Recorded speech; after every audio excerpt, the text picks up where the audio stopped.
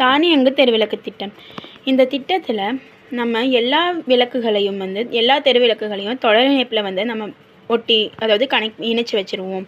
இதை எல்லாத்தையும் ஆன் பண்ணி ஆஃப் பண்ணுறதுக்கு தனித்தனியான ஒரு லைட்டோ ஒரு ஸ்விட்சோ தேவையில்லை. அதுவும் இல்லாமல் நெடுஞ்சாலைகளில் இந்த மாதிரி விளக்குகள் எல்லா நேரமும் எரிஞ்சிட்ருக்கிறனால மின்சாரம் அதிகப்படியாக செலவழிக்கப்படுது. இந்த திட்டத்தை நம்ம பயன்படுத்துறது மூலமாக மின்சாரத்தை நம்ம சேமிக்க முடியும். இதை நம்ம எல்லாத்தையும் கொண்டு போய் ஒரே டிரான்ஸ்ஃபார்மரில் ஃபிக்ஸ் பண்ணிவிட்டு அதுக்கப்புறம் ஒரே ஸ்விட்சில் எல்லாத்தையும் ஆன் பண்ணி ஆஃப் பண்ணுற மாதிரி இருக்கக்கூடிய மெத்தட்லையே கார் வந்தால் மட்டும் தானாகவே லைட் ஆன் ஆகி ஆஃப் ஆகிற மாதிரி நம்ம இதை டிசைன் பண்ண போகிறோம். அப்படி டிசைன் பண்ணுறதுனால எந்த விதமான இடையூறும் இல்லாமல் நம்ம பயணிக்க முடியும். நெடுஞ்சாலைகளில் அதிகப்படியான விளக்கு சேதப்படுத்துது. நம்ம நாட்டில் முக்கால்வாசி மின்சாரத்தை நம்ம தெருவிளக்குக்கே அரசாங்கம் பயன்படுத்திடுறாங்க. இந்த திட்டத்து மூலமாக நம்ம மின்சாரத்தை அதிகமாக சேமிக்கலாம்.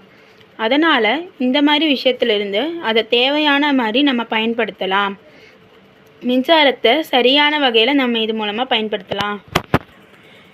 இந்த விளக்கு காலையில் நேரத்தில் அதுவாகவே ஆஃப் ஆயிரும். அதாவது மின்காந்தத்து மூலமாக சூரிய ஒளி படுறதுனால அந்த ஸ்விட்சு தானாகவே ஆயிரும். இது மூலமாக நம்ம விபத்துகளை அதிகமாக குறைக்கலாம். காலையில் நேரத்தில் விளக்குகள் அணைக்கப்பட்டு சோலார் மூலமாகவே ஓரளவுக்கு அதுக்கு தேவையான சக்தியையும் எடுத்துக்குது. அதுக்கப்புறமா நம்ம இரவு நேரங்களில் இந்த ஸ்விட்சு தானாகவே ஆக்டிவேட் ஆகும். அதுவும் வண்டி வரும்போது மட்டும்தான்.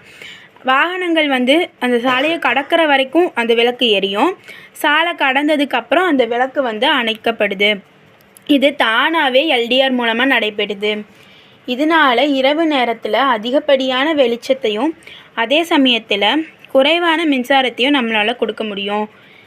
இந்த திட்டத்தை நம்ம பயன்படுத்துறதுனால மின்சாரத்தை அதிகமாக சேமிக்கலாம். சாலைகளில் அதிகப்படியான மின்சாரத்தை செலவழிக்காமல் நல்ல விஷயத்துக்கு வேறு சில விஷயங்களுக்கு பயன்படும் வகையில் நம்ம இதை பயன்படுத்தலாம்.